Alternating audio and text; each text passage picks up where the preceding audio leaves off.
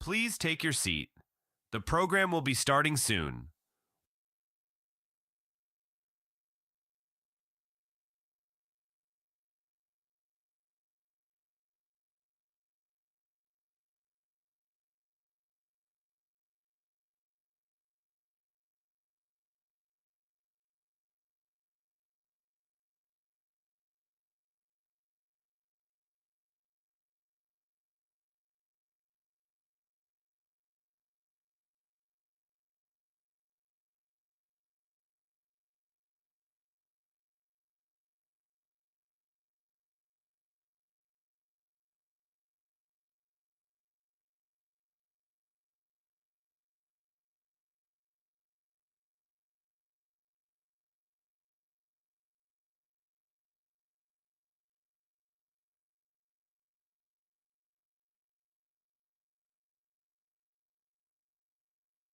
Welcome to Politico Playbook First 100 Days, Tax Reform.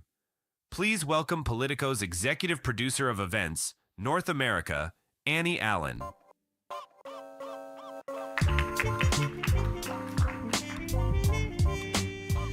Hi, good morning, everybody. Thank you for being here so bright and early on, I know, a crazy, hectic week after a couple of weeks. We're so excited to have you here for our kickoff of our Playbook First 100 Days Breakfast series. We're deliberate about starting with tax reform, as that's one of the obviously most pressing issues that we'll be talking about all year. We will also be following this up, since you all are interested in this topic, with a bigger tax reform event at the end of the month in February. So this is something that we are starting the conversation about today, but hope to keep it going over the next few weeks. Also, this is the kickoff of a breakfast series. Next week, we have a conversation on immigration. We will have one on trade. We will also be having one on energy policy, healthcare. So, keep a look on our website, too, for all of those dates. So we're going to start today with my colleague, Zach Warmbrodt, who's the executive producer of Congress here at Politico, newly minted, who has been covering the financial services and the economy for over 10 years. And he's going to be interviewing Senator Ron Johnson on the Senate Finance Committee and the Taxation and IRS Oversight Subcommittee. And anyway, so we'll get the program started, and thank you for being here.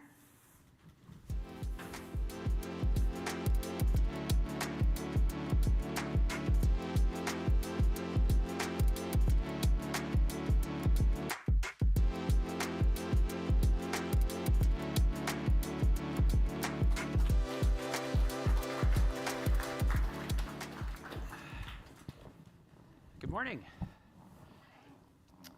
Welcome to our tax reform breakfast, and thank you so much, Senator Johnson, for being here. As Annie said, Senator Johnson's on the Finance Committee and is going to have a big say in the direction of tax reform, and played a very important role in the 2017 law, and we'll get into that. I did want to start off with we're in day 3 of Trump 2.0. How are you feeling about things so far that he's been doing, and what has he done that surprised you the most? Well, good morning. Thanks for having me. I guess nothing's really surprised me. We were very forewarned that he was going to be signing a lot of executive orders. I guess what did surprise and I guess amaze me is how he just held the public spotlight for the entire day of the inauguration. Pretty unusual to be signing executive orders, not necessarily in the Capitol, but then at a public event, a couple different, then back in the Oval Office. And yeah, I think that's a good thing. He's already delivering on the promises he made during the campaign. So again, none of it's really surprised me, but he certainly is entering office now in his second term, far more aware of, what, bureaucrats inside government did to undermine and sabotage his first administration. He's going to do everything he can to prevent that from happening this time. I wanted just to do a quick rapid fire of a few of the things he's done and just get your quick reaction. The one that's been getting the most headlines over the last day was the January 6th pardons. What did you think about that? Well, first of all, I think they were grotesque miscarriages of justice, as it relates to the January 6th defendants. Again, I always said I didn't really want to see individuals pardoned that had committed violent acts. I haven't seen all the details. There may have been some of those individuals that, Again, I'm not sure they had pardons, commutation of sentences. I'd have to look at all the details. So maybe a little more sweeping than I would have wanted to see, but I certainly think there's miscarriage of justice that need to be rectified. What about the TikTok reprieve? I understand the argument on both sides. I'm sympathetic with both sides of the argument. I didn't vote for the bill, the funding bill that was included in. I'm not sure I would have voted for the bill to begin with. So I'm somewhat ambivalent. We have so many other threats facing this nation than TikTok. I really don't care what happens, truthfully. It's probably not what I should be saying, but I just, the way however it plays out would be fine with me. We're all friends here. You can be candid. That's fine. Or it'll still get me in trouble. But one that does matter, especially for the Finance Committee, is he's already saying, tariffs are coming for China, Canada, Mexico. He wants to create an external revenue office to collect some of that revenue. What is your reaction to the direction you're seeing he's going there? Yeah. Well, again, Scott Bessent in his confirmation here laid out the three rationale for the tariffs. Retaliation in one standpoint, generation of revenue, or to be used as a bargaining chip, which he used very effectively, for example, with his Remain in Mexico policy that he initiated. Mexico wasn't cooperating. He threatened it with tariffs. All of a sudden, we secured the border. So there are three rationales. One thing I've learned about President Trump is, he's a very smart guy. He's got a strategy. It's going to be not necessarily a predictable strategy, and I'll give him the benefit of the doubt. When I don't necessarily agree with him, I always ask myself, okay, what am I not seeing here?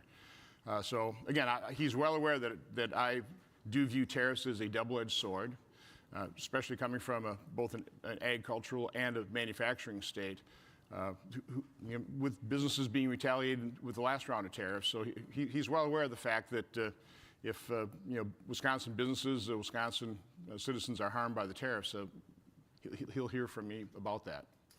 Have you talked to him about it yet, since he's come back? Not since he's become president, no. Okay. And last thing, he met with congressional leaders yesterday. We broke some news about how he was telling them he still thinks they should consider recess appointments if there's any slowdown in getting his nominees through. Do you think that's appropriate? Do you think the Senate should let him do that? Well, first of all, I think number of confirmations, number of nominees needing to be confirmed by the Senate has completely gotten out of hand. I don't think that was the vision of the Founding Fathers, where you had over 1,000 individuals having to go through Senate confirmation. So what I'd love to do on a bipartisan basis is shrink that universe dramatically. We're already seeing John Radcliffe report out of Intel Committee, I think, a vote of 14-3, and they're going to make us run the clock for 30 hours. That's not justified. And so Democrats are going to try and obstruct this, prevent President Trump from having his team in place. They do that, I think recess appointments would be totally appropriate. Is that the consensus among Senate Republicans, or is that a divisive question? To what extent is it divisive? I think it totally depends on how obstructionist the Democrats are. Again, if they're going to obstruct individuals that have broad bipartisan support, that's going to be a real problem. Okay. Well, let's dive into tax reform then. As you all probably know, one of the top priorities for President Trump and congressional Republicans is to revisit the 2017 tax cuts. Some of those provisions are expiring, and there's talk about going beyond with further cuts. And you were a key player in the 2017 law. And I'm curious, as you look ahead now, given the political landscape, the thin margins in the House, to what extent do you think this is going to be harder to do than that 2017 law? Well, first of all, let's lay out the top priority when it comes to taxes. Is we must avoid, and quite honestly, we got to let the American public know very early on that there will not be an automatic massive tax increase. So I'm actually for a three-step process. We can get into that, but that's the first priority. Now, I was not a big fan of the Tax Cut and Jobs Act, especially as it originally came out of the House, where all they were doing is cutting tax rates for C Corps. 5% of American businesses, 95% of American businesses would have been completely hosed, made very uncompetitive against C Corps. So I'm the guy that screamed about that, dug my heels in, made sure that not only just the 80% smaller pass-throughs got a tax cut, but that all pass-throughs got a tax cut. So that was my contribution to it. Let's put it that way. But we have a horribly complex tax system. A big failure of the Tax Cut and Jobs Act is you have massive amounts of it expiring automatically in 2026. So the first step after we provide certainty that there's not going to be a tax increase is whatever we do, we need to make it permanent. I come from the business world. Stability, predictability is good for economic growth, economic activity. So let's provide the certainty that there's not going to be a tax increase, and then whatever we do with the tax code, let's make sure it's permanent. Now, what I'd like to do, I really don't like the word tax reform. I want to use the word tax simplification and rationalization. We didn't simplify the tax code last time. Now's the time to do it. So that's why I'm really suggesting a three-step process. The first reconciliation should provide funding for the border wall. Keep it simple. I'm strong believer in the KISS principle. Keep it simple. So first reconciliation, based on the FY 2025 budget, fund the border wall. If we need to fund defense, if there's something else that's very non-controversial that's easy to do, we can do it. Have real spending cuts to pay for that. The second one, I literally would just come in and I would just extend the TCJA as is. Don't start haggling with people, whether it's the New York folks on SALT or anything else. Just extend that for the sole purpose of providing the certainty that there's not going to be a tax increase. Then take our time and simplify and rationalize the tax code. One thing I've got a number of ideas.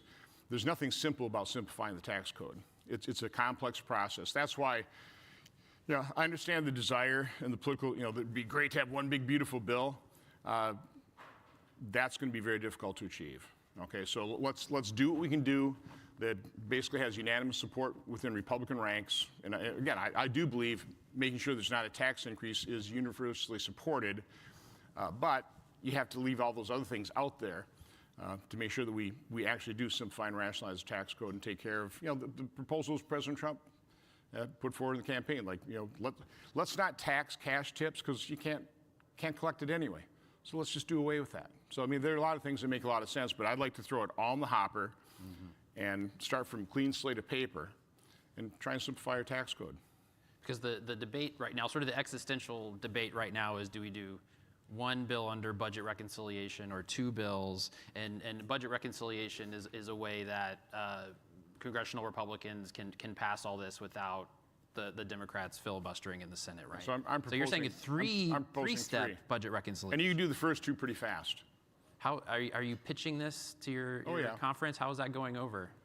I think people understand what the rationale would be. The other thing I'm really pitching is we have to return spending levels to some reasonable pre-pandemic level. We can get into that later, but those are the top priorities. Not a massive tax increase.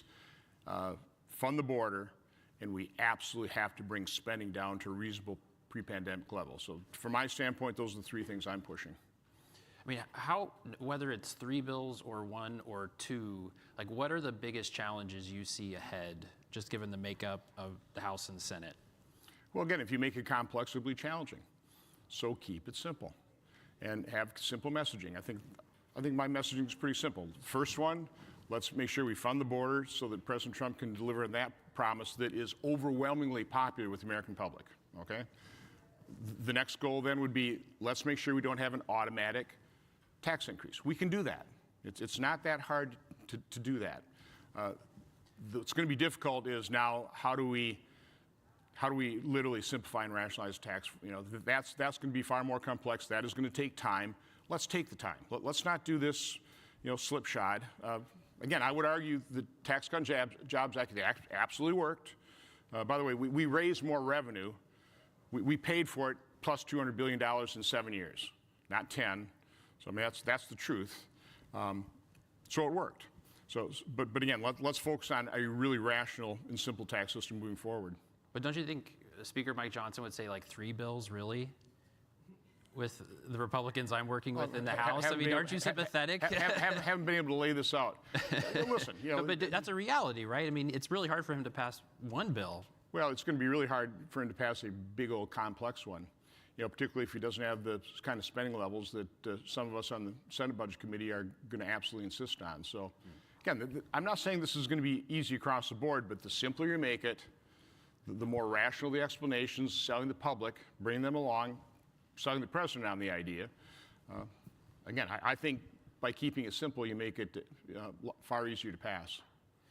I guess to what extent are you concerned Republicans are already falling behind because there is still this uncertainty about how many bills to do this in? Even coming out of the White House yesterday, we were hearing mixed messages about, it seems like Johnson and Thune are still not on the same page about that. I know, they want one big massive bill to do all these things. That's going to be complex. In the House. Break it down into parts.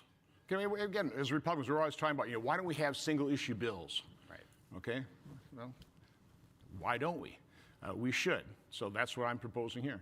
Got it. Again, I'm happy to argue with me, colleagues. I mean, if you think this is a bad idea, tell me why this is a bad deal.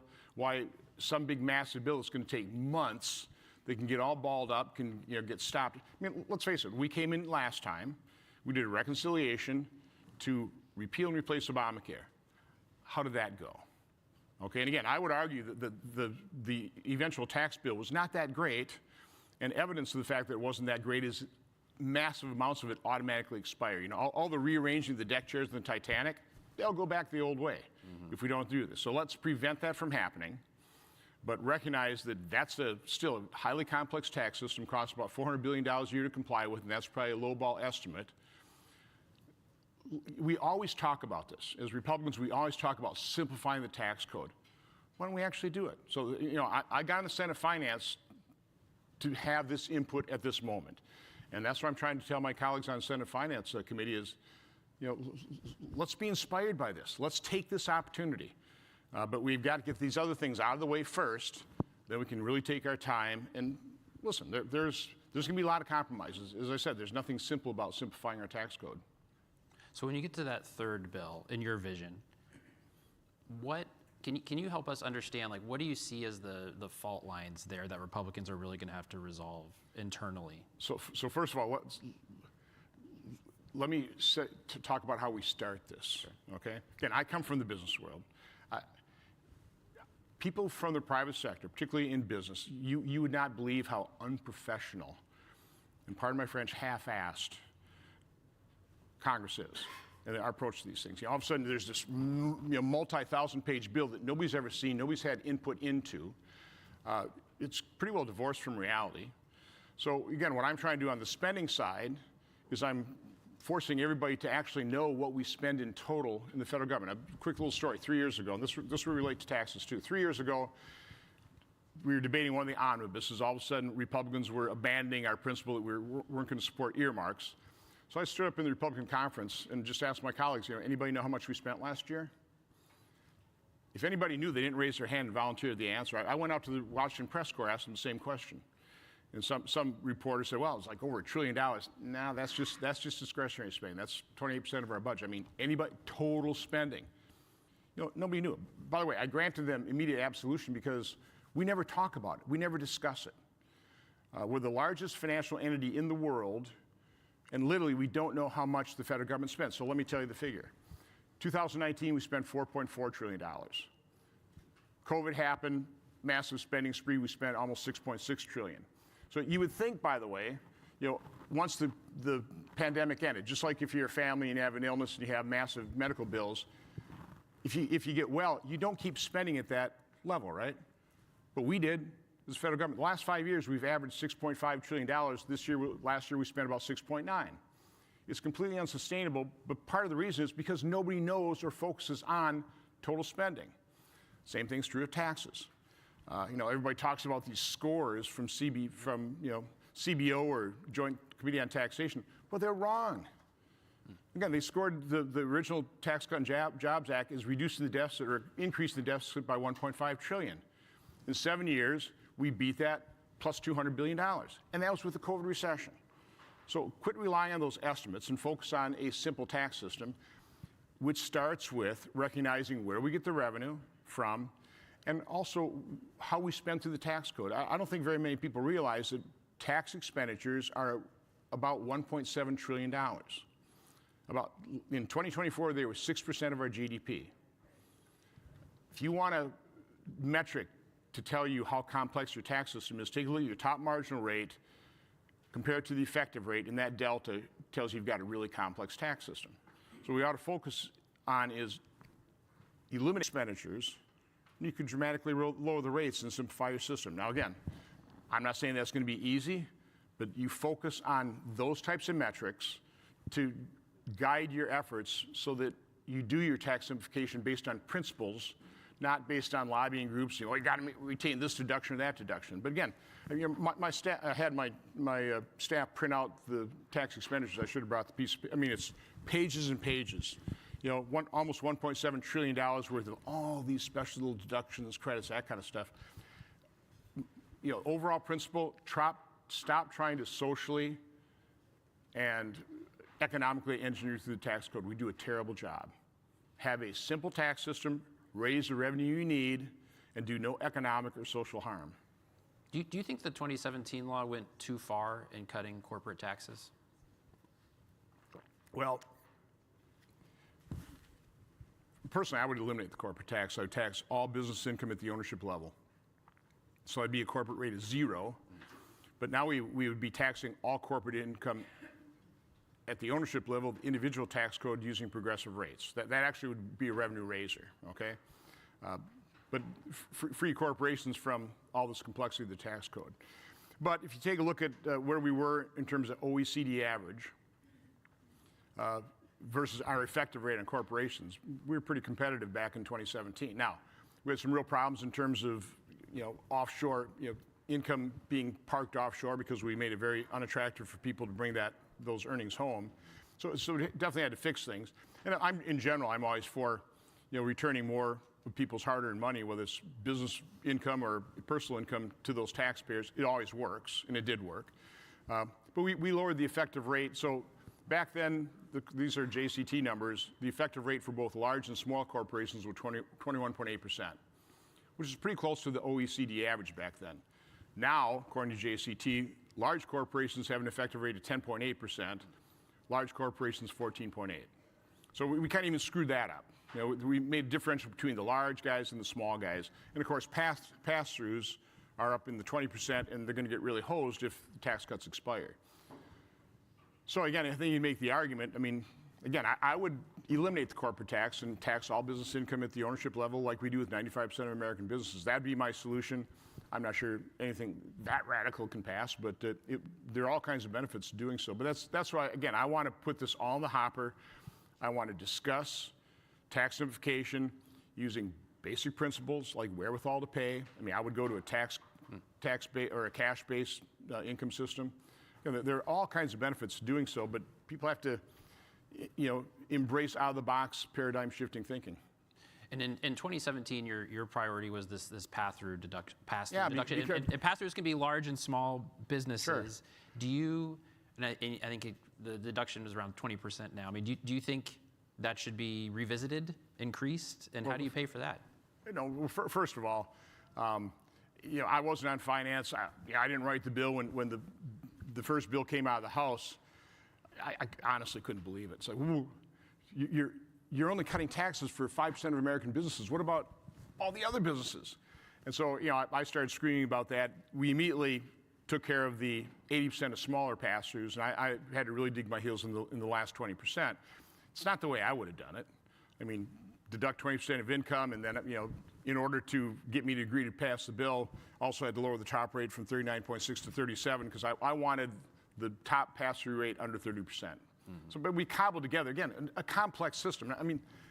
Again, I want simplification. So that's why I want to take time, start from a clean sheet of paper. Listen, Mike Craple's doing a great job as chair. He's been, we've been talking about this stuff. We've been getting scores, but we'll get these big, long spreadsheets, multi-pages, just mind-numbingly complex.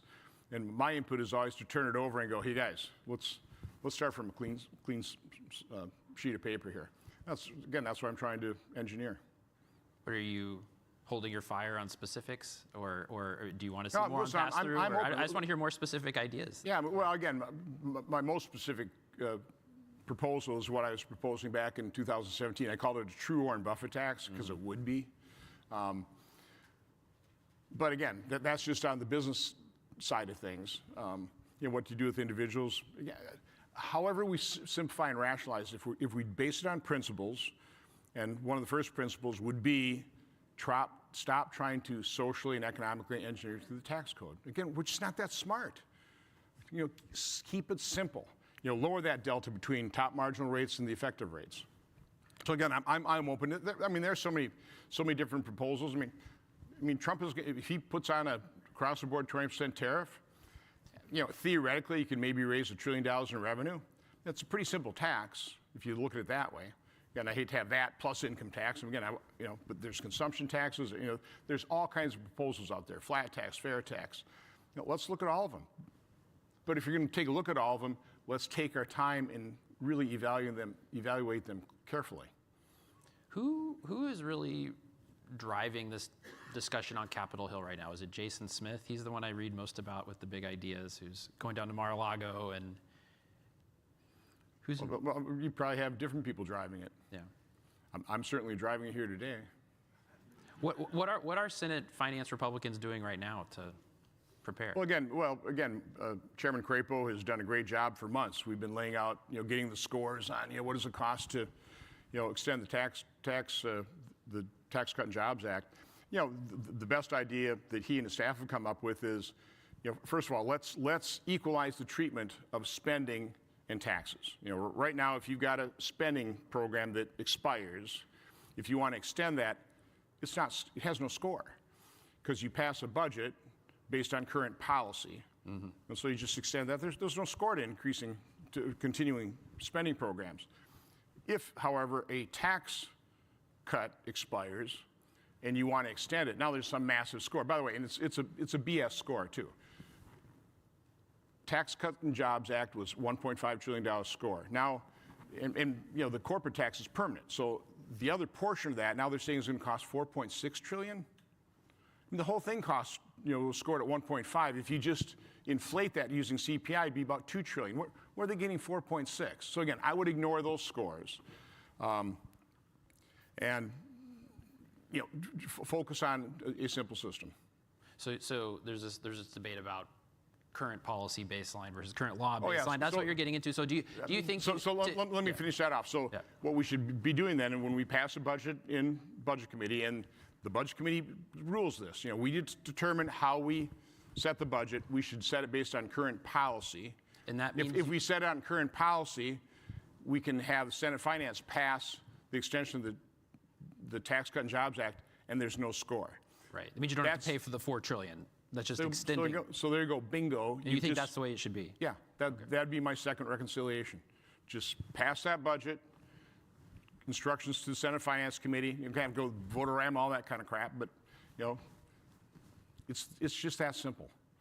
There's no score. Now, if that doesn't pass muster with the Senate parliamentarian, okay, now we're going to have to extend it, and we're going to have to do the budget cuts that I'm proposing using, use Bill Clinton's 1998, use Obama's 2014, or using President Trump's 2025 budget, those figures. Inflate these things for population, inflation, slot in today's Social Security, Medicare, and interest.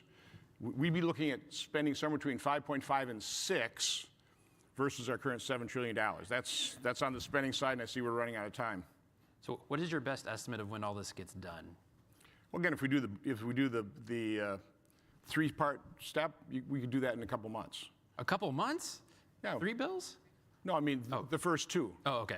Wow. If you use the 3-step process, you do the first 2 in a couple months, and then we can take our time on the third. Obviously, we'd have to do it while we know we control both houses of Congress. All right. Well, thank you so much for your time. I appreciate you being here and taking the questions. Thanks for having me. And please stay with us. Our Capitol Bureau Chief and Senior Columnist, Rachael Bade, will be up next interviewing Congressman Mike Lawler, who is a major player on the SALT deduction debate, which we didn't even have time to get into, but should be interesting. Thank you.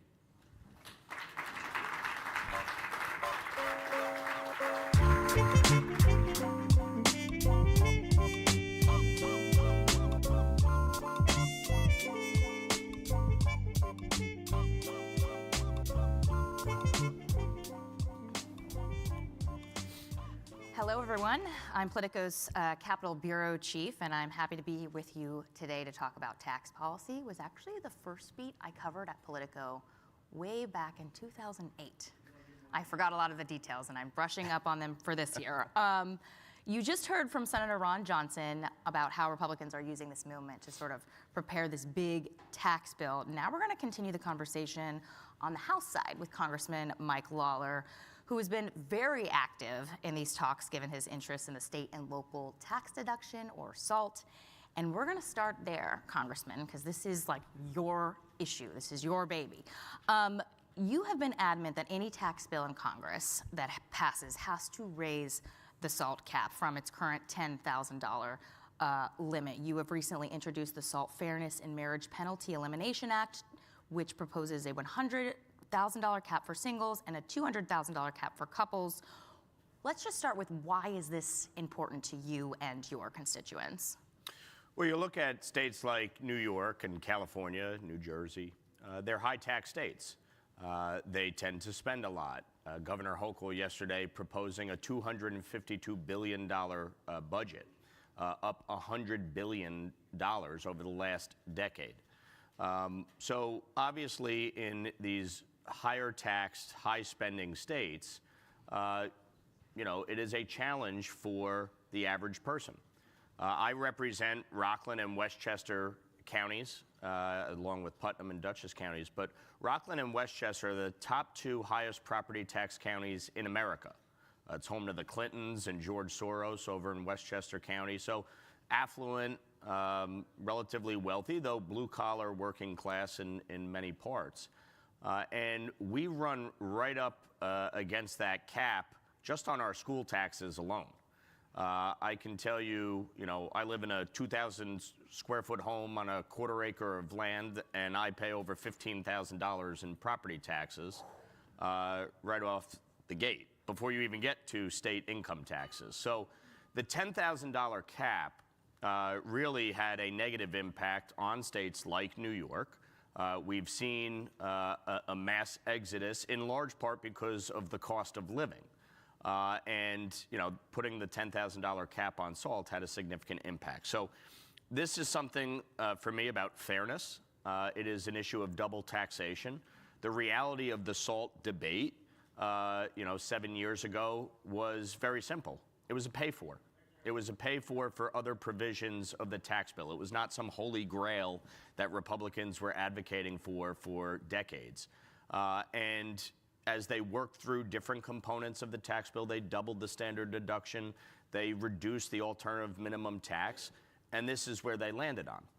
I've been very clear since running for elected office, first in the New York State Assembly and now in Congress, that the cap on SALT needs to be lifted. I will never support a tax bill that does not lift the cap on SALT. And here's the reality of the negotiations. If we do nothing, the cap on SALT expires. If we don't pass a tax bill, unlimited SALT comes back. The problem is that it would be associated with the largest tax increase in American history. The alternative minimum tax would come back in spades, which would have a negative impact on New York and California and New Jersey, among others.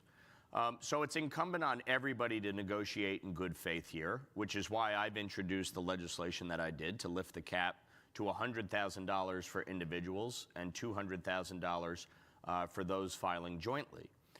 As a member of the SALT caucus, we've also introduced a bill that would bring back SALT unlimited. This is a negotiation, and we're going to have to work through it as a conference. This will be done through reconciliation. And ultimately, as the president said, we're going to have one big, beautiful bill. And that's what we're going to have to do to get all of the key provisions of reconciliation through, inclusive of tax. You definitely have a lot of leverage right now, as do most Republicans, given the slim majority. So you had already mentioned, I was going to actually go next to the fact that your own party is the reason we have this $10,000 cap on SALT. How are you persuading your colleagues to take this seriously? Do you think it's just because you have the leverage, or are you finding yourself explaining to them the situations of your constituents, in these private meetings? And by the way, Donald Trump won a lot of these districts, or got a lot of support, grew his support in them too. How are you persuading Republicans? Well, first of all, the president's support for this has been critical.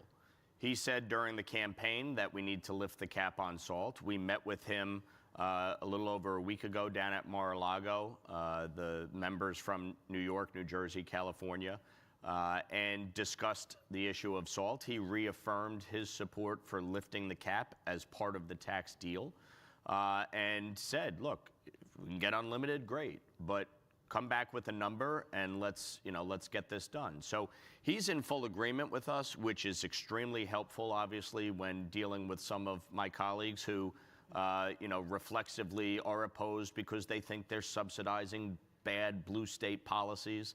The reality is New York is a donor state. We send more money to the federal government than we get back. There are red states, in fact, that get more money from the federal government than revenue they send. So the reality is everybody could sit and play the game of who's subsidizing who. To me, this is an issue of fairness. It's an issue of double taxation.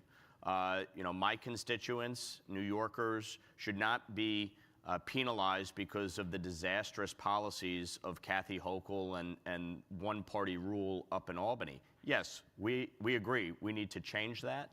And that's something that, obviously the voters are going to have a big say in. But when it comes to the decision-making here, there are a few aspects to this. One, yes, we do have leverage because, as I said, if we do nothing, if we pass no bill, salt comes back unlimited. Right. So for those that are opposed to salt coming back unlimited, the impetus is on them to negotiate with us.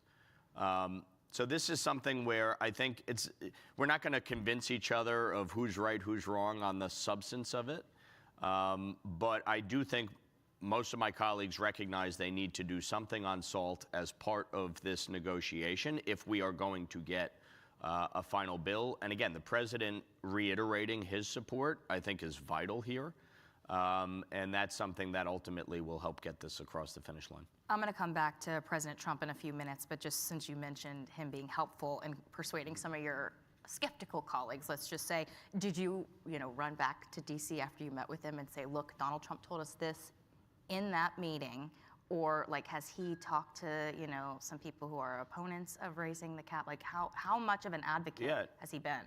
No, the president's been great on this. He had a meeting with the chairs of all the committees subsequently after our meeting and reiterated to all of them the need to lift the cap as part of the reconciliation bill. I know he's talked to a number of members based on feedback we've gotten that he has reaffirmed his support for that. So again, I think that is critical.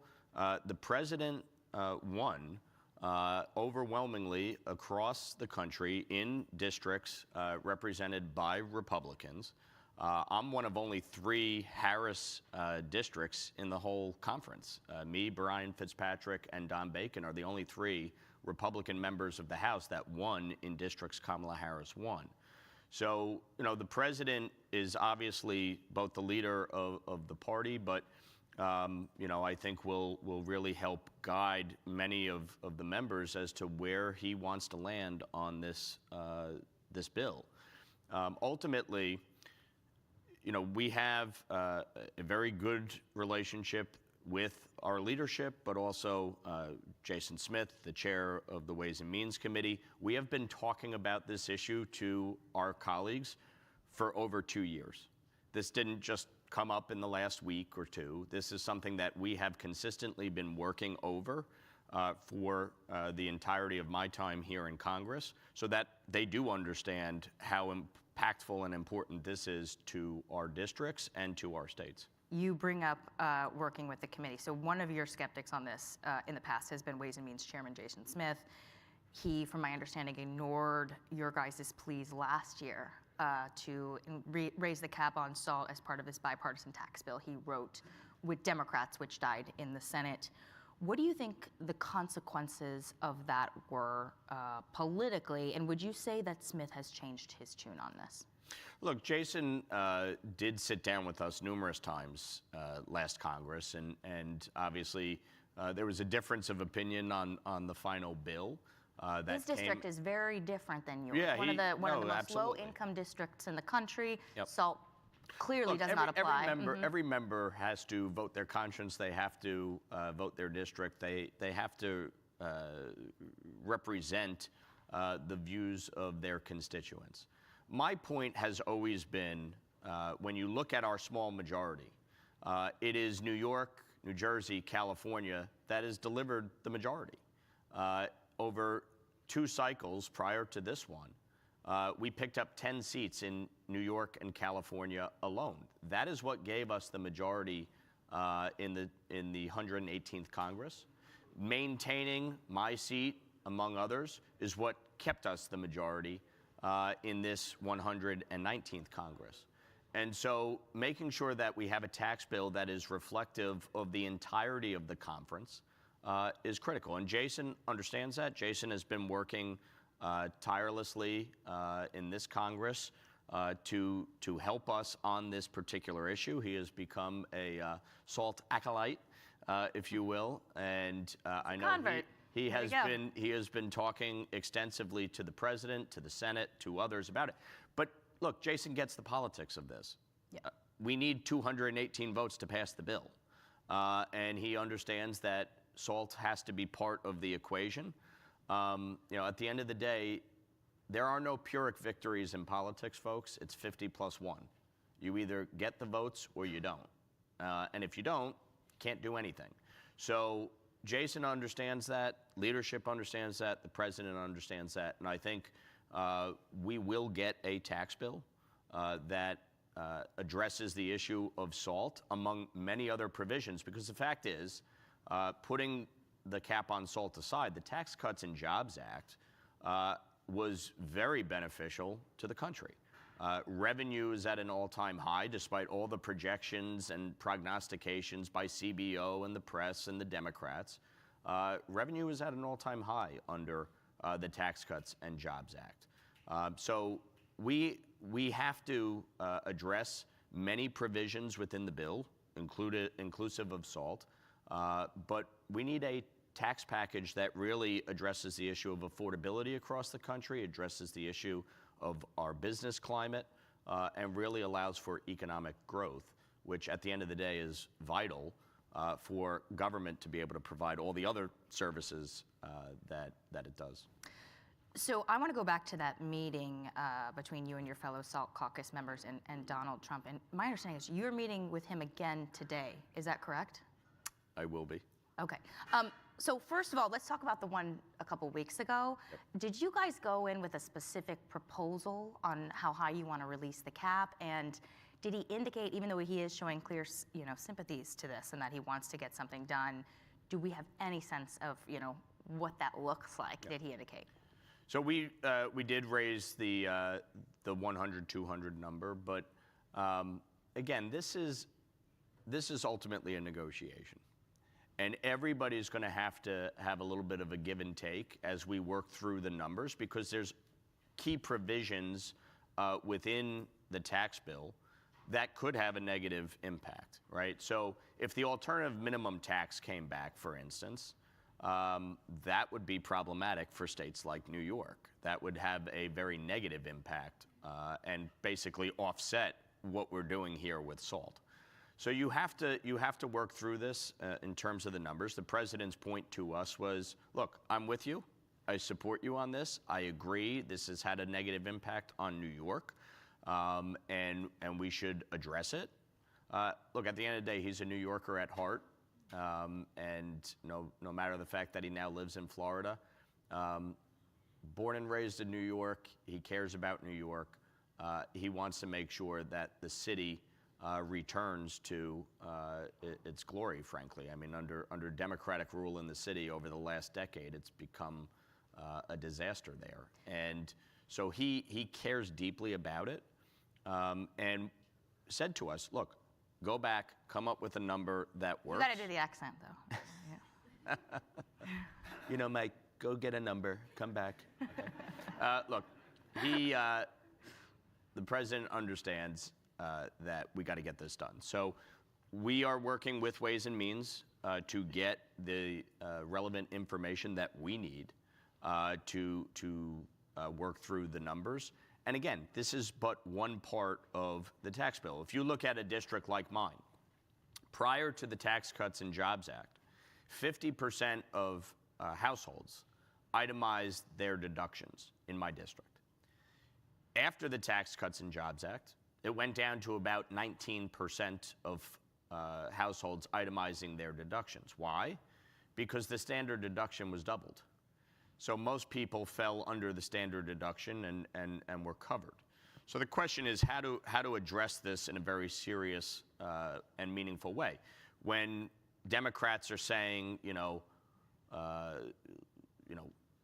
unlimited or bust, the reality is you're talking about the ultra wealthy that unlimited would cover. And that's expensive too, right? Up to it's $1 trillion. It's very expensive. It's $1 trillion over 10 years. And again, you go down that road, the alternative minimum tax would likely come back. So you have to weigh all of this as part of a tax negotiation, and that's what we're doing. And is today's meeting with the president, is this also about SALT, or is this more just sort of a... No, this is a general meeting. And what is your relationship like with the president? Obviously it matters because, a lot of people are going to be pleading their cases to the president when it comes to deductions or credits or, how they want to pay for something or offset it. Tell us a little bit about your relationship with Trump. Look, I think it is important to have a relationship with the President of the United States. It's why, as a member of the House last Congress, when Joe Biden came to my district, I showed up and had, a very cordial relationship. And I think that's important for you to do your job as a representative. I've met the president now numerous times over the last year plus. I think, obviously, we're continuing to build a rapport, but I think that's important, and it's why you saw Eric Adams come down to, the inauguration. If you take the position, regardless of party affiliation, that you're not going to speak to the president, it's foolish. Mm-hmm. It's foolish, and it gets you nowhere. Well, you've gone... So for me, I have always been very clear. If I disagree about something, I will say that. But I think it's important, as we're working through these issues, to work with the administration, work with the president, and have a positive working relationship. And so that's something that, we're in the process of building. You recently sponsored the Make Greenland Great Again Act in Dusty Johnson's Panama Canal Repurchase Act. Seems like probably a good strategy to butter Trump up, too. I'm just going to leave that there. And the renaming of the Gulf of America. Okay.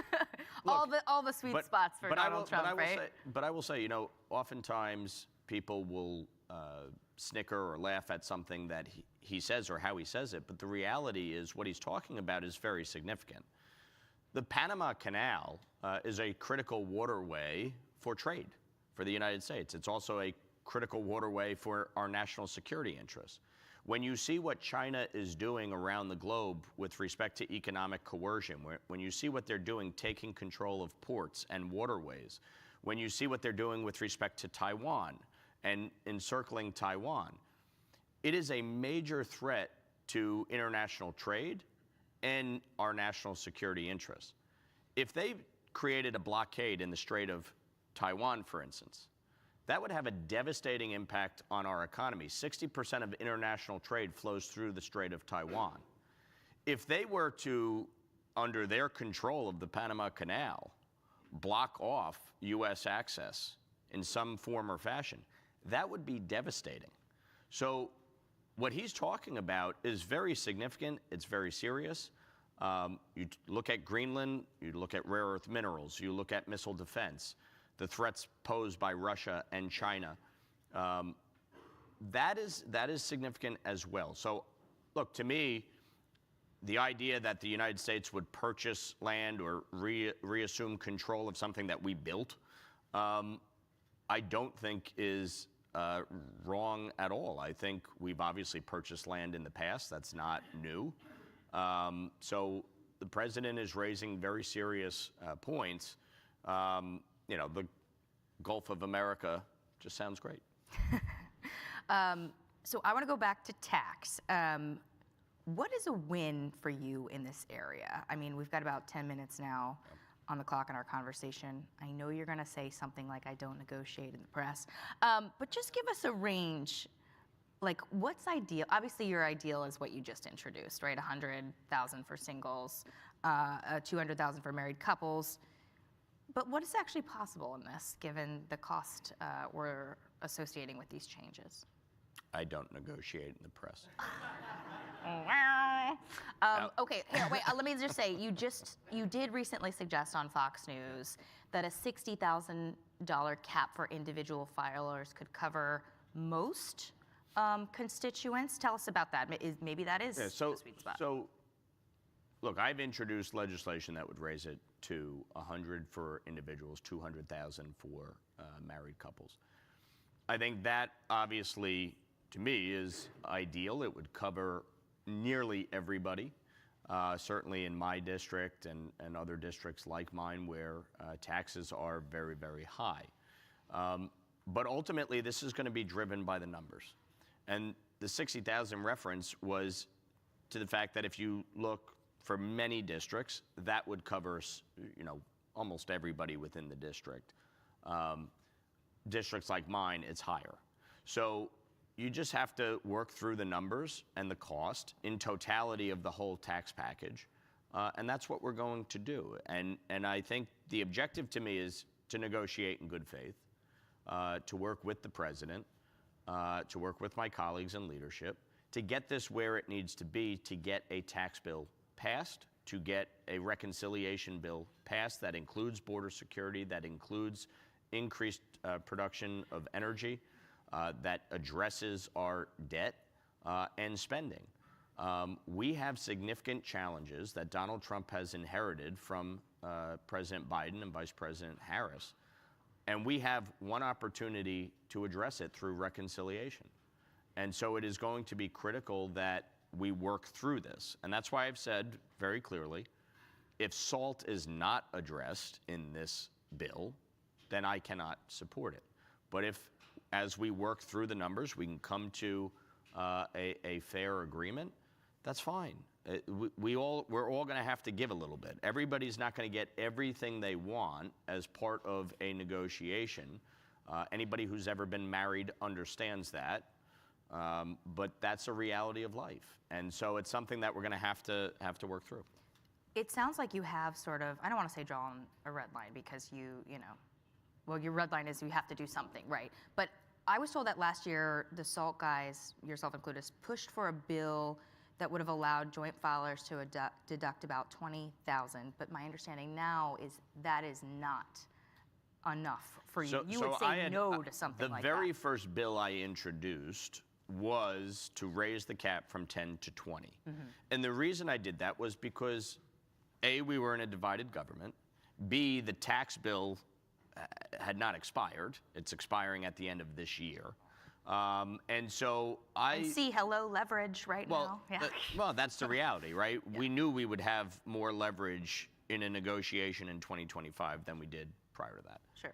But I felt it was critically important to address the issue of SALT and be reasonable about it and understand that, for a 1-year or 3-year provision, we could lift the cap for married couples, eliminate the marriage penalty. So that's what I had introduced, because to me, again, you can throw out there your hopes and your dreams, or you can be realistic about a negotiation and offer a constructive solution.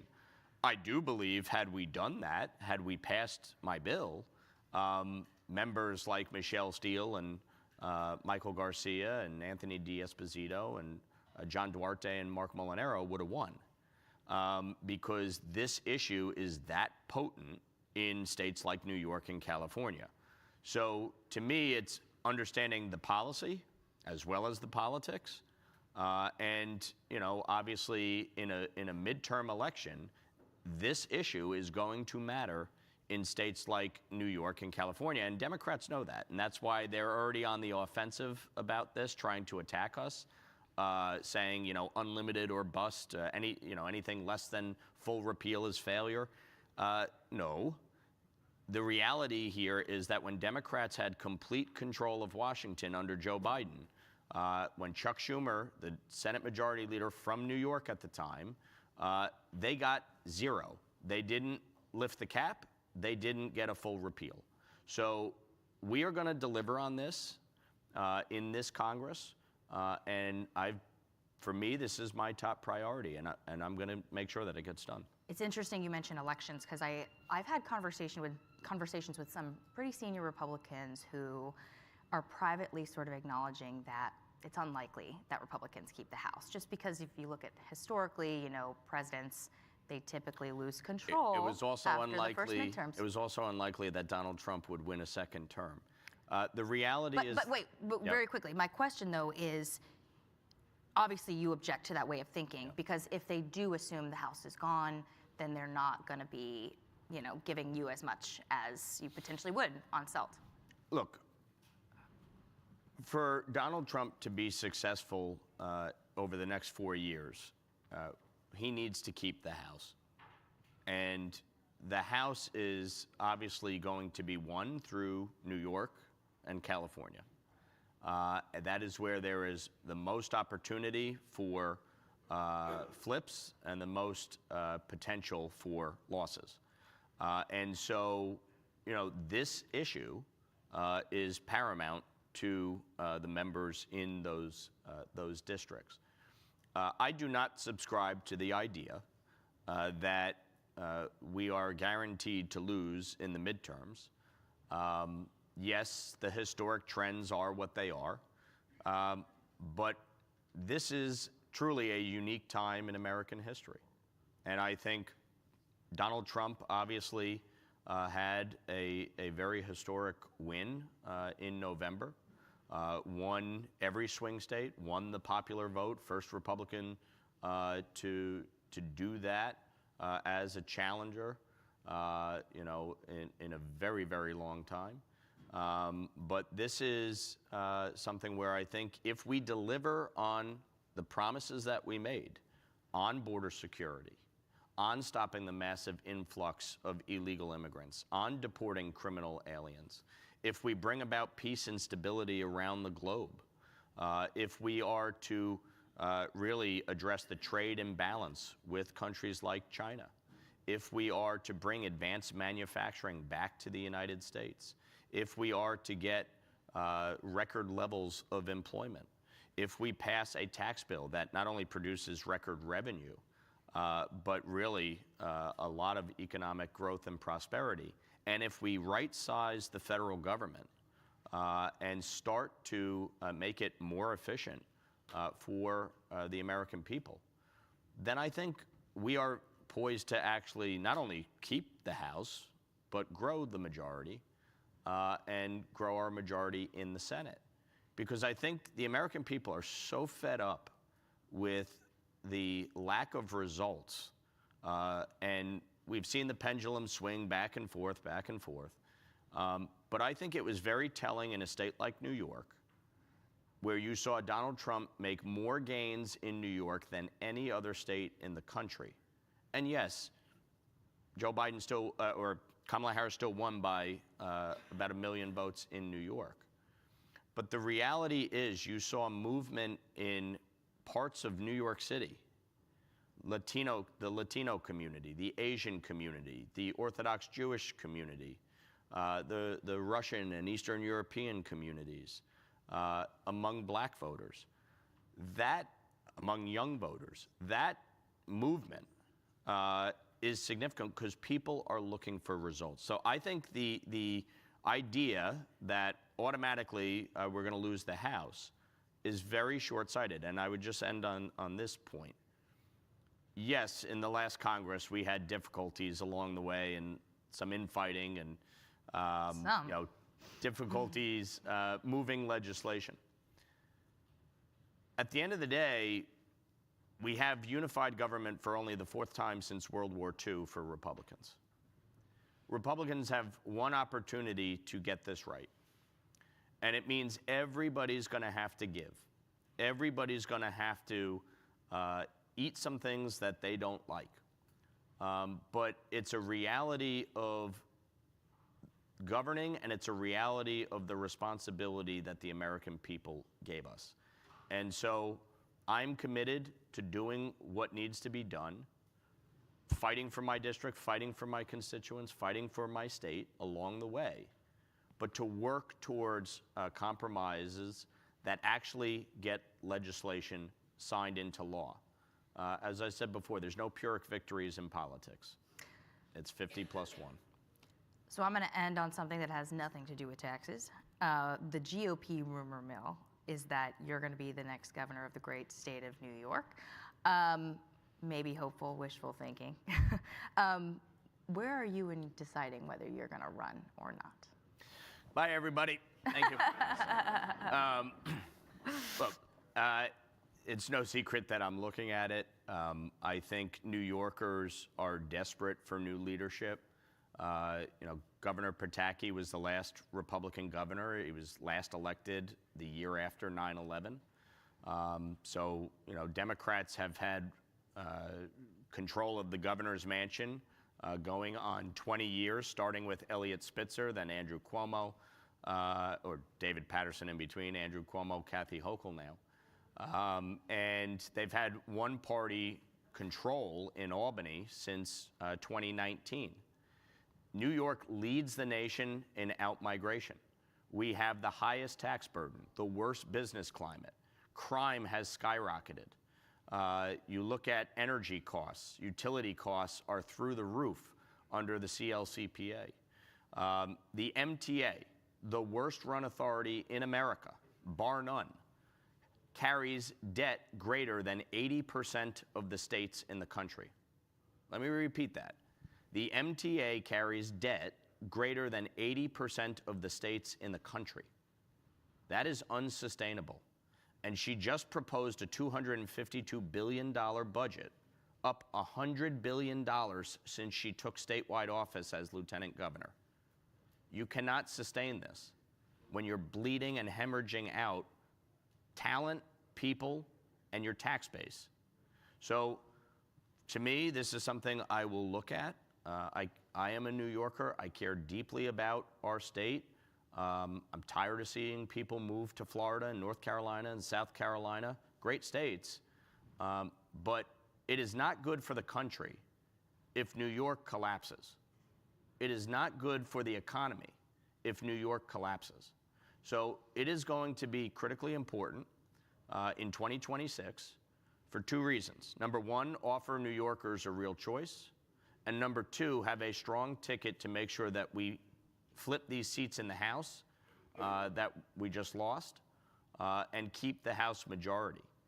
And the only way to do that is if you really make the case to New Yorkers. So I won't decide for some time. I actually really love the job that I'm doing. This has really been the honor of a lifetime to serve in Congress. I just was chosen as chair of the Middle East Subcommittee. I've done a lot of work on strengthening our relationship with Israel, taking on Iran and the illicit oil trade between Iran and China. There is a lot of work to do in this Congress and to make sure that we address the challenges facing the American people. But it's a choice I'm going to have to make in the coming months because the lack of leadership in New York under Kathy Hochul has had devastating consequences. She truly is the most inept, feckless governor in America. He's a big fan, as you can tell. Big fan. And something's got to give. So we'll see. Congressman, thank you for joining us today. Really appreciate it. Thank you. And to the audience, we have one more conversation coming up. Please stay tuned for a look at the Democratic perspective on all of the tax talk. We have Colorado Senator Michael Bennet, who is the ranking member of Taxation and IRS Oversight Subcommittee. He's next. Thank you. Thank you.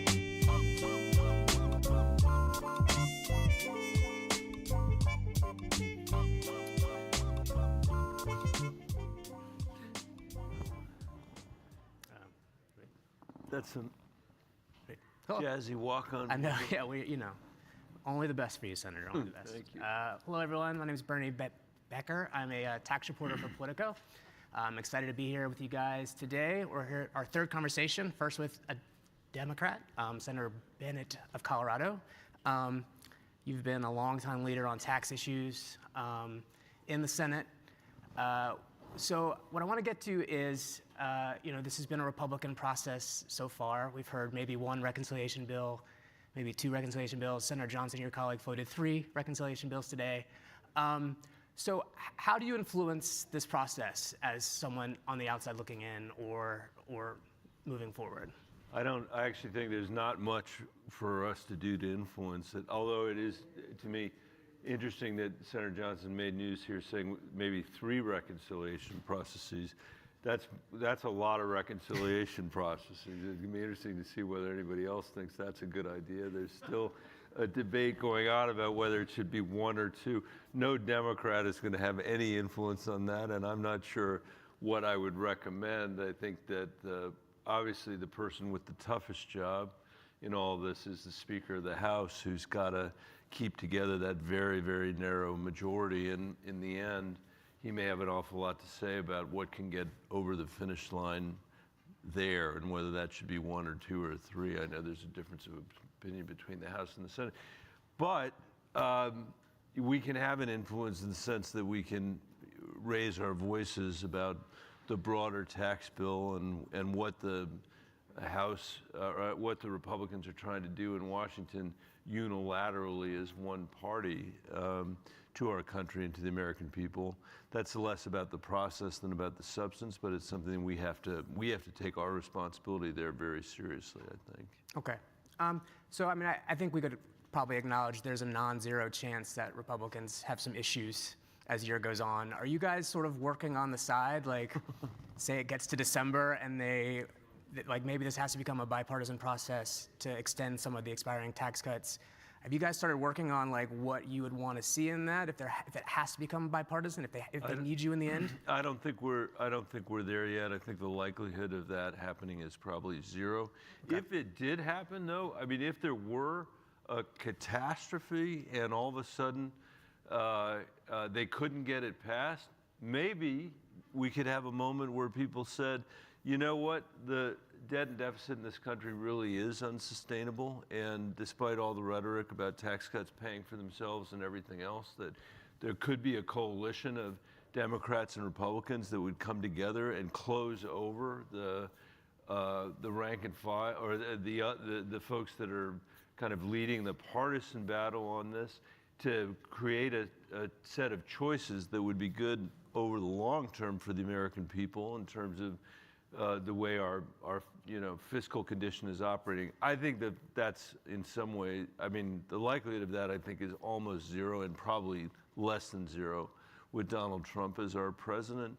But at some point, we are going to have a bipartisan outcome. Like, I don't see the possibility of, I'm not saying this year, I don't think it will happen this year, but as Americans, we're going to have to get past this reconciliation for reconciliation for reconciliation if we are ever going to have a hope of bringing in line our revenue and our spending and be able to turn over our kids an undiminished view of what our country ought to be. I guess let me say that in a less complicated way.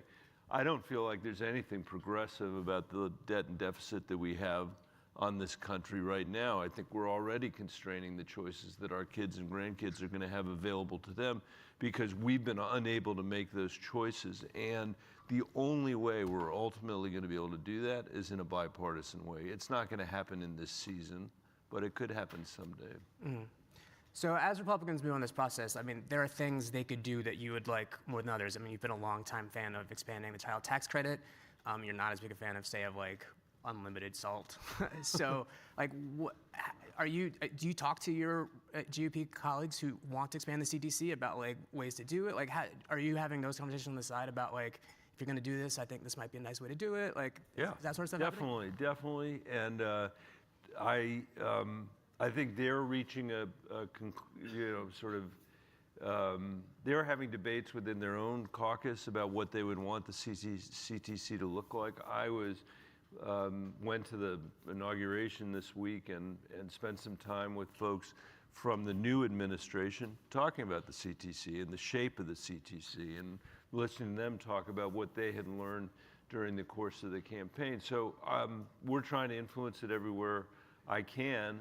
My hope for it is that we have as refundable as CTC as possible, whether Democrats are involved in the final shape of it or not, that the Republicans come to see the benefit that we all saw during COVID of lifting 50% of American kids out of poverty, reducing hunger by 25%. We are the richest country in the world, and we have one of the highest levels of childhood poverty in the industrialized world. As a former school superintendent, I can tell you we would be a lot better off as a nation if we cut that childhood poverty rate in half. There are Republicans who are now talking about that. J.D. Vance ran for vice president on a child tax credit that, at least in its size, or the level, was even more generous than the one that Sherrod Brown and I had written years ago. The devil is in the details, and the question for us always is, how refundable is it going to be? Can you get to the poorest kids in America? And that's a conversation I continue to have, as you say, on the sidelines. Did you get a sense, I mean, outside of the new vice president, that there's real interest in the new administration for expanding the CTC? I think there is. I would have to say it's one of the top, priorities, as I understand it, from the Republicans. It does seem in conflict with a lot of the other things that they're trying to do in their tax bill. But I think ultimately an enduring CTC, and one that really does cut childhood poverty in a meaningful way and give the middle class a real tax benefit, for that to also to endure, we're going to need a bipartisan version of it ultimately. Okay. So and we could lay the seeds of that in this legislative year, I think. Okay. So you think even if they do something in their bill this year, it could be just sort of a start, and then eventually there'll be a bipartisan agreement I on think it? it's iterative by its nature, and they could get. I mean, I don't think of it as a start, but hopefully building on the work that we've already done. Right. Yeah. Right. Okay. So to get back to sort of debt and what Republicans might add to the debt this year, I mean, one of the sort of very wonky in the weeds things we talk about here is sort of the current policy versus current law baseline. Your colleague Senator Johnson earlier talked about current policy being the way to go. I wonder, I can see you smirking already, so just smirking. I'm laughing out loud. I enjoy the joy that we get to talk about this morning. Yeah, exactly. Yeah. But tell us why you think that is a bad idea. It's just, it's comical on its face. The idea that these tax cuts will pay for themselves, I think, is I think it's very widely understood that that's not true. That's rhetoric that has been used since Ronald Reagan was president. We have this interesting moment now that's very unusual in American history, where we've got the same administration coming back, So literally the ink is not dry on the effect of the last tax cuts. If the last tax cuts had done what they said they would do, that is to say, not cause any deficit, create some kind of magical economic growth that allowed us to cover over, and fill up the deficit, which they didn't, you wouldn't have the candidate for the nominee for Treasury Secretary saying that our deficit is a crisis and that we have to cut, he said, discretionary spending to pay for it only. And as you know, that's 17% of our annual budget is non-defense discretionary spending. Another 17% is defense discretionary spending. So together, that's 35% of the budget. So that's $1 out of every $3 that he's saying in his prepared statement for the Finance Committee. Listen to it, watch it. He's saying that's where all the cuts are going to come from to pay for this bill, which is going to cost the American people $4.6 trillion. You can't get those cuts out of 1 out of $3. It's impossible. So they're trying to have it both ways. They're trying to ring an alarm on the deficit saying, we have this massive problem. And on the other hand, they're trying to say that the Trump version 1 of the tax cuts didn't blow a $2 trillion hole in the deficit. And the American people are too smart for that. And they're going to figure it out, I think. And I was saying the other day during his hearing that, to me, I don't understand how people get away with this in Washington, D.C. If you were in any city in this country, in the north or the south, red or blue, it makes absolutely no difference. And the mayor of your town came to you and said, I'm going to borrow more money than I've ever borrowed before. And you said to the mayor, that worries me. I'm worried that you're going to borrow all that money. What are you going to spend that money on? Are you spending it on schools? And the answer is no. Are you spending it on infrastructure? No. Parks? No. Mental health? No, which we desperately need as a country. Healthcare? No. Making our schools better? No. What are you doing? What are you doing with the money? We're going to give it to the 2 richest neighborhoods in town and hope that it will trickle down to everybody else. And by the way, as it trickles down to everybody else, we're going to say that it's going to magically grow the economy in a way that will paper over the debt that we're incurring, not to fix your schools, not to fix your parks, not to fix, in the case of America, our national defense, but to pay for tax cuts for the richest people in our community. That is their tax plan. And it's a shame that we weren't able to defeat it at the polls, and we're going to have a hard time defeating it here. But we're going to be carrying those, that argument out to the American people, and I think they're going to be really discouraged to see what these guys really do. It's shocking, really, shocking. They are worried about the debt and deficit. They really are worried about it, and they don't think that we're going to cut our way there by slashing discretionary spending. But that's what this new Treasury Secretary has proposed before he's even in the job. Mm-hmm. I think people, after hearing that, won't be surprised when you voted against him this week. He did not get a lot of support from your side of the aisle. Last time Janet Yellen, I think, was unanimously approved by the committee. I mean, why do you think that is? Do you think it is just sort of like, and some of what you're saying is that he's sort of part and parcel of the entire administration, and so, what has he done to sort of preserve opposition already then? I think that, I think anybody who's going to be in this job working for Donald Trump is going to be a master of trickle-down economics and the king of debt, which Donald Trump is. He proudly calls himself that, and he is.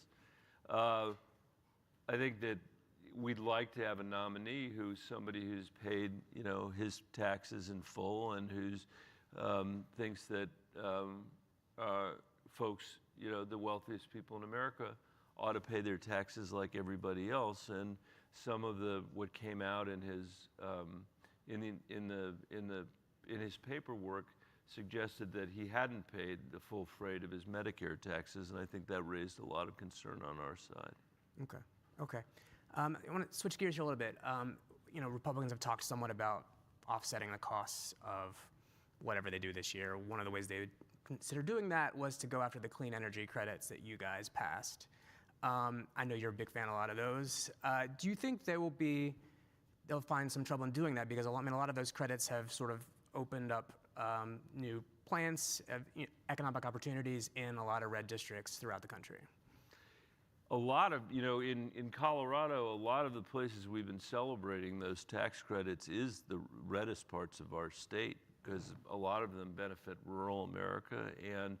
And if you've watched the politics of this, you probably have noticed that Mitch McConnell, for example, has not relentlessly attacked those credits the way that he relentlessly attacked Obamacare from the day that it was passed, because he believed Obamacare was not popular, whereas these credits are extremely popular, and the investments that are made in the Inflation Reduction Act, and for that matter, the infrastructure bill that we passed in a bipartisan way, those are popular with the American people too. I think they're going to have real trouble going after those because they're visible to people, and I think people will have something to lose. And again, they're going to be asking themselves, I think, and we're going to be asking as well, why in the world we would get rid of those tax credits so that we can pay for tax cuts for the wealthiest people in America.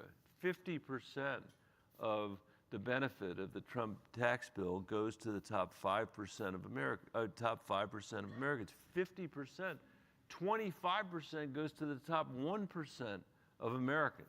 Anybody, who has even had a casual familiarity with the state of the American economy for the last 40, 50 years knows that the problem in our economy is not that the wealthiest people aren't getting the benefit.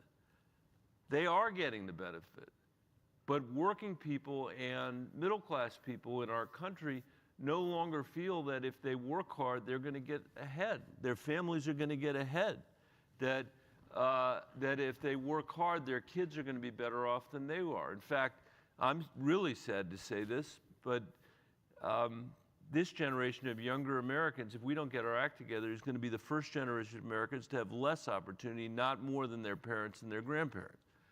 And that matters a lot to me in this tax discussion. Because if we saw the opportunity to be able to reshore some industries and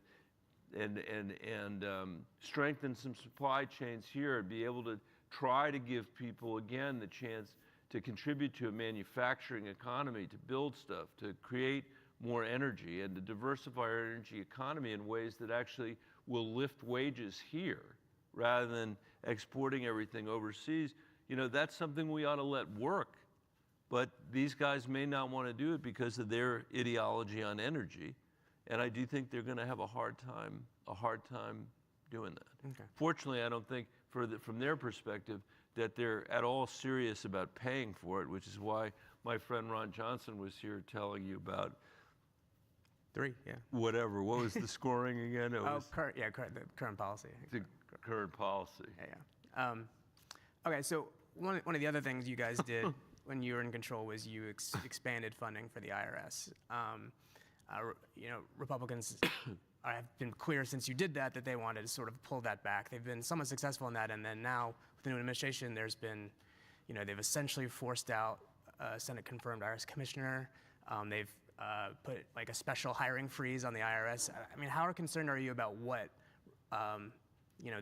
the new scene is going to do to the IRS and the ability to collect revenue to, battle the debt? I'm concerned about it. I mean, they've got a view that the IRS is, some horrible totalitarian agency. I don't know what it is exactly, but what they seem to be doing is trying to keep the wealthiest people in America from paying their taxes, And regular people in our country pay taxes. They have to pay taxes. They fill out their forms and they pay their taxes. And the folks that they're cutting at the IRS are the people that can go after folks that have complicated taxes because they're really wealthy and they're hiding what they pay.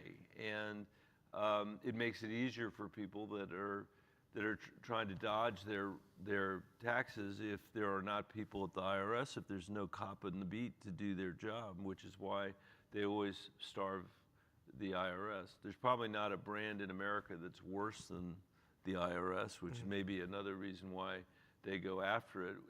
I think it's too bad that the Biden administration didn't get some credit for the modernization that they're trying to do over there. And I think that it would be a wonderful thing if Americans could, for example, submit their taxes in a much more automated way so they could do it quickly, be secure in the knowledge that it was done properly, and then get on with the rest of their lives. We're one of the few industrialized countries where that's not true.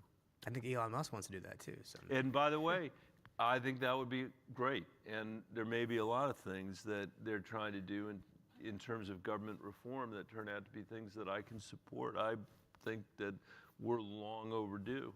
And I hope we get some help. I mean, it would be useful to have some people that actually know something about writing software to help us think about the technology in the federal government. I've never seen a software implementation in the federal, state, or local government actually ever go well. I've rarely seen it go well in the private sector, but that would be a nice place for these guys to apply themselves.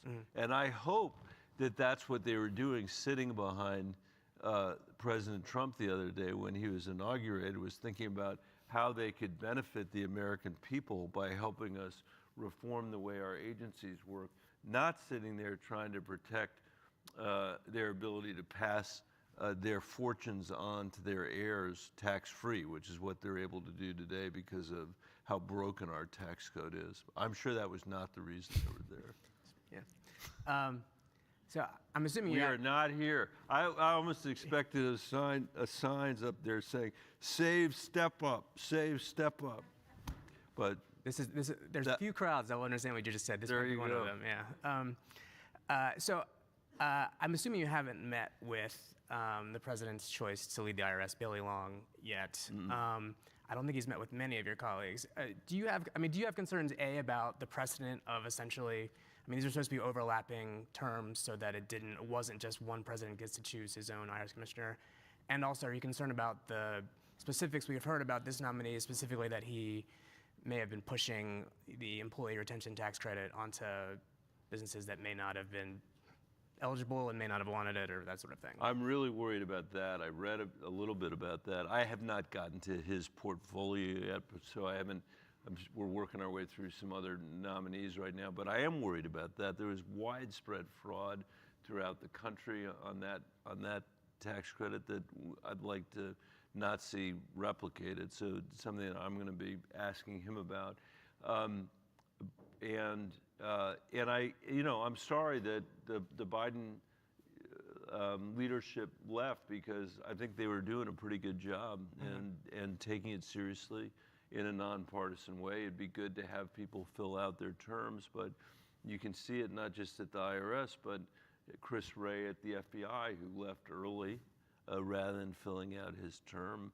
I saw today that Washington, D.C. is not going to have the benefit of having a U.S. attorney who's actually from Washington, D.C. One is being imported from Missouri, I think it is, to come here. And you look at the decisions yesterday to pardon the folks that were engaged on January 6th. These are all things that erode, shatter, compromise our democratic norms in ways that I think we're going to pay for in the long run, and we're going to have to take it on. Obviously, we lost this election to Donald Trump. There's a lot of shame in that, I believe. I don't believe that it's Donald Trump's fault that he won. He ran and he won for the second time, and he told the American people what he was going to do. And the Democratic Party could not make a compelling case about why that was going to be bad for the American people. And I believe it is going to be terrible for the American people. Think about the kids that I used to work for in my old school district, who are mostly kids of color, mostly kids living in poverty, who are utterly invisible to Donald Trump, are utterly invisible to his administration, and yet we were not able to overcome his three-ring circus to be able to get us to a place where we had an enterprise here in all respects that was actually trying to work on behalf of the American people. This tax debate, I think, is going to give us a real opportunity to highlight those differences in ways that I think the American people will see and will understand. So have you, in your mind, for this year, what is, on taxes specifically, what is the best bad outcome, essentially? What are Best bad outcome? I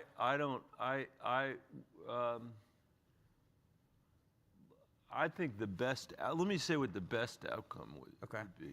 The best outcome would be stopping this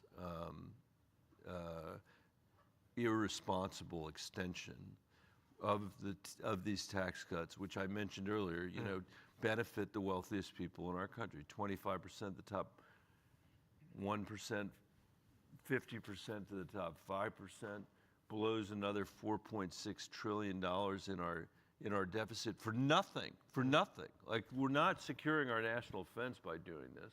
We're not making it easier for people to read by doing this. All we're doing is giving tax cuts to the wealthiest people who don't need tax cuts at a time when we've got massive income inequality and a total lack of economic mobility. So there's no advantage to our country from doing that. If you add salt to this, you know, which which many people want to do, that's another $1.2 trillion, and in that case, it's even less. It's even more regressive than the underlying tax code. I mean, that's another 1.2 trillion on top of it.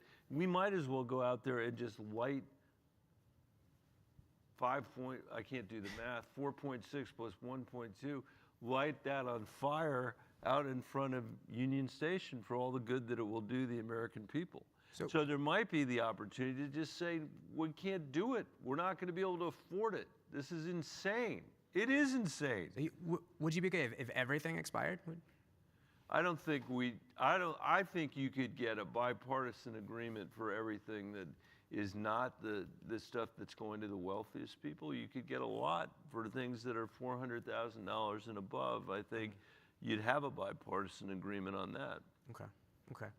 I think one of the interesting things about this now is that you guys were very opposed to the Trump tax cuts when they were passed, and I think you felt like you gained some political advantage from that law was not popular. Yeah. And then it's almost like a bad irony for you guys that 8 years later they have full control over it again, when that perhaps wasn't the reason they were reelected. That there was sort of everything, other reasons got them reelected, and now they have the chance to do this again. Can you make political gains or because of this if they keep going down this path? Because again, I mean, they're in full control again, even though they did that law 8 years ago. I totally agree with the historical analysis is an interesting one, and I had not thought about it before. In other words, they passed these tax cuts and the last time, and in the next couple elections, it didn't help them at all. They didn't run on them. In fact, we ran on them, which is kind of unusual for tax cuts, but they were so heavily weighted toward the wealthiest people that they couldn't run on them. And the American people's intuition was, this doesn't feel right to us. I think that's where they're gonna be again on that. Donald Trump was not on the ballot in those earlier years as he was in the last, and in this campaign, he was able to do what he did before, which is stand there in front of the American people, almost, declaring his own corruptness in front of the American people. I mean, nobody in America doesn't think the guy's not corrupt, but he's managed to send a signal that says, at least I'm honest about my corruption. Unlike the Democratic Party and unlike the Republican Party, the American people said, you know what, who are fed up. I mean, 70% of them are saying we need a radical transformation of the American economy, in part because the conditions persist that I was talking about earlier, which is income inequality is getting worse. People feel like no matter how hard they work, they can't move their families ahead. And they're like, let's send a wrecking ball to Washington, D.C. And that's what they've done. In the context of that happening, the Republicans and Donald Trump will not be able to help themselves cutting taxes for the very wealthiest people, because that is their playbook, blowing massive deficits into the nation's future, because that is their playbook, failing to invest a meaningful way in the American people themselves, because that's their playbook. And again, he may be able to overcome all of that with his mastery of politics and even consolidate his political power. That's one way this could go. Or we could push back in a coherent way. It makes it hard for us to push back, though, when there are Democrats saying they want the SALT deduction put back in the tax code, 70% of which goes to the wealthiest people in America. I don't understand why Democrats would make that case. And yet there are a bunch on the coast of the country who are saying we want to do that. It's hard to have a coherent message that you're fighting for working people, that you're fighting for the middle class, when that's part of your tax policy. I mean, your own leader says that. Huh? Your own leader says that. Well, I've heard rumors about that. And my issue there is I've said this to my leader, which is that I don't, not that he cares what my objection is, but I will say I have no objection to him fighting the good fight based on parochial politics of saying this is good for New York and I'm for this. This is good for New York. I don't have any objection to that. It's when they say I'm fighting for the middle class, that I have an objection, because it's the middle class and working people in Colorado and all over the country whose kids are going to have to finance those tax cuts, 70% of which are going to the wealthiest people in these East Coast communities. So our dispute might be one of rhetoric. Well, that's not true. It's a substantive dispute. Substantive and rhetoric. And rhetorical. Yeah. Well, I'm glad you were able to call me out on my friend Chuck Schumer while I was sitting here today. But he won't see we it. are friends. It's fine. It's fine. Well, we have run out of time, Senator. This was great. Thanks for having me. And I appreciate it. Yep. Thank you. Thanks, everybody. That's great. Yeah, Thanks.